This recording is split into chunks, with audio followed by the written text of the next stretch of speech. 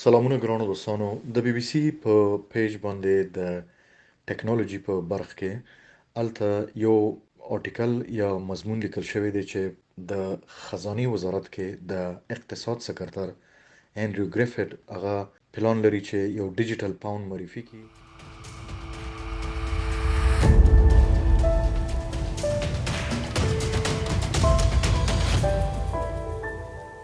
چې عمده د پیمنت مقصد د لپاره هغه استعمال شي ګرانو دوستانو کله چې مونږ وایو د عمده پیمنت مقصد د لپاره استعمال شي کله چې هیوادونه مختلف ملکونه خپلو کې تجارتونه کوي نو اوس ورو د کاغذ او کوین پیسې چې په خوا هغه ختميږي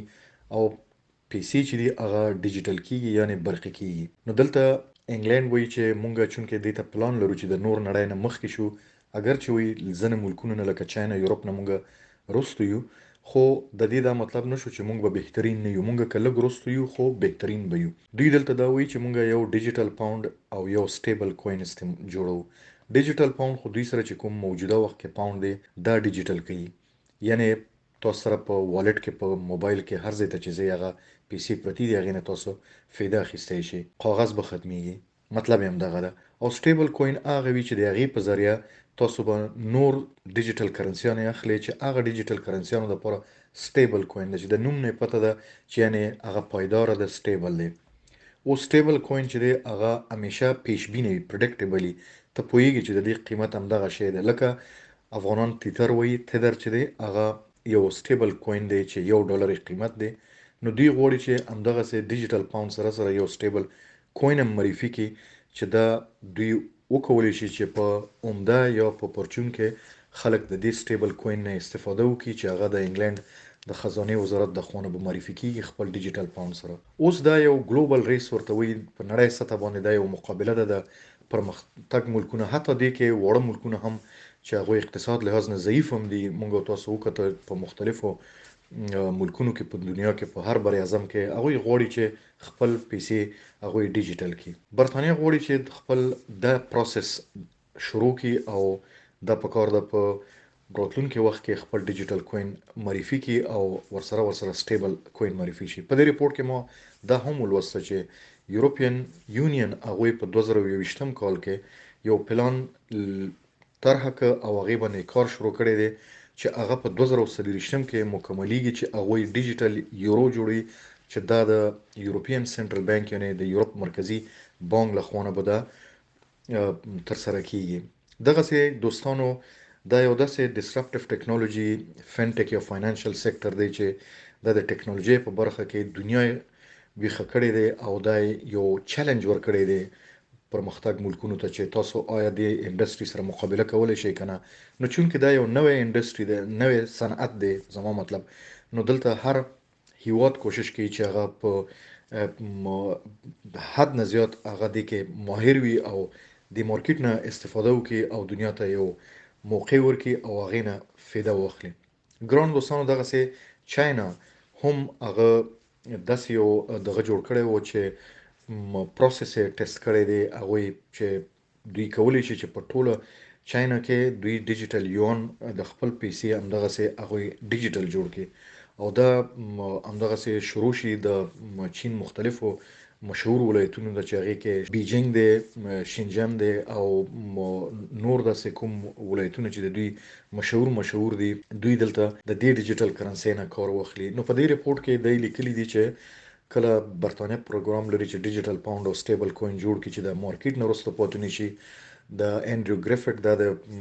اقتصاد سکرټر د په وزارت خزانه کې خپل د نظر ورکړی دی او دا ریپورت په بي بي سي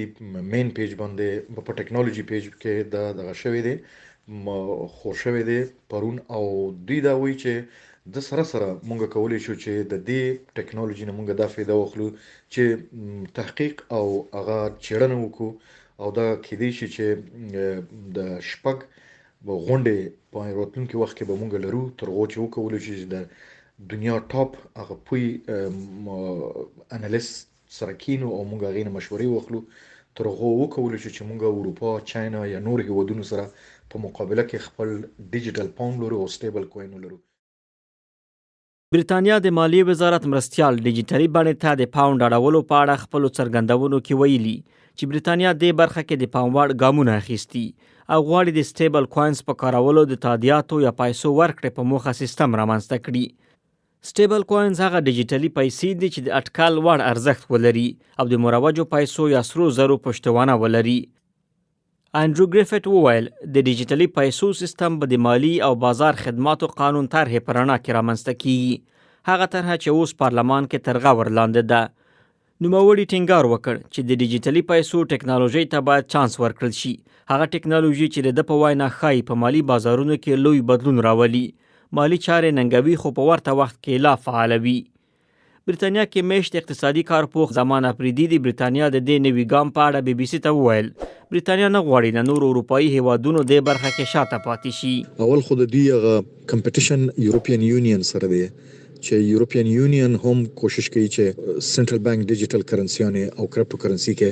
ول هغه قوانين فاینل کړي. نو یو کې وایي کومه د یورپین یونین لګ لیټ یو خو بهرال خدای چې بهتر شو نو دا یو تلاش ده. لکه غلی افریدي مې وپوښتل چې د مروجو پیسو ډیجیټلي کول څه ډول تر سره کیږي او په څه معنا دي. کوم پیسې چې زموږ ساسو په جیبونو کې دي کته سوګره په دونه یو ډیجیټل نمبر دی، نو اصل د پیسې چې د مغه نمبر دی نو دوی ماغه سنټرل نمبر واخلي ا ډیجیټل کی برقی کی بس دغه فرق دی. نو دی کې انوایرنمنټلی ماحولیات دو وجنم ډیر زیات په ګټه کې پاتې کیږي، بل د پیسو د انتقال د ساتنې د جعلي او نه جعلي د دینه به دوی خلاص شي. یو خودي خپل ډیجیټل سنټرل بانک ډیجیټل کرنسي سی بي ډي سي دوی جوړي، دغه چې وي پاوند خپل کرنسي ډیجیټل جوړي نو هغه سی بي ډي سي ده. بل بیا دوی سټیبل کوین جوړي، دوی خپل سټیبل کوین پاوند سره سټیبل کوي. څه مطلب چې ته هر کرپټو کرنسي مارکیټ کې اخلي نو ته د پاوند سی بي ډي سي سره اخیستې شي ریزرو به وي. وروستیو میاشتو کې د بیټ کوین او نورو ډیجیټلي پیسو د ارزښت ډراماتیک ټیټوالي د ډیجیټلي پیسو د ثبات په اړه ډېرې پوښتنې رامنځته کړي دي. خو ښاغلی ګریفټ وایي برېټانیا غواړي د ډیجیټلي پیسو یو سالم او متوازن سیستم رامنځته کړي او د دې لپاره په ډیجیټلي پیسو کې له فعالانو سره کاري غونډې شوي چې د په وینا د مالیې وزارت هغوی ته د ډیجیټلي پیسو د چارو تنظیمونکی او داسې لوری معرفي کړی چې پریکړې کوي. د یادولو ده چې اروپایي ټولنې د ډیجیټلي پیسو لپاره د ځانګړو قوانینو یوه ټولګه رامنځته کړې او ټاکل شوی چې راتلونکو څو اونیو کې په اړه وروستۍ پریکړه وشي او په دې سره په 2024 کال کې پلی شي. نو ګران دوستانو دا یو لنډ ریپورټ خو دې یو کې چې دا تاسو ته مددگار ثابت شي یعنی هیلپ وکړي.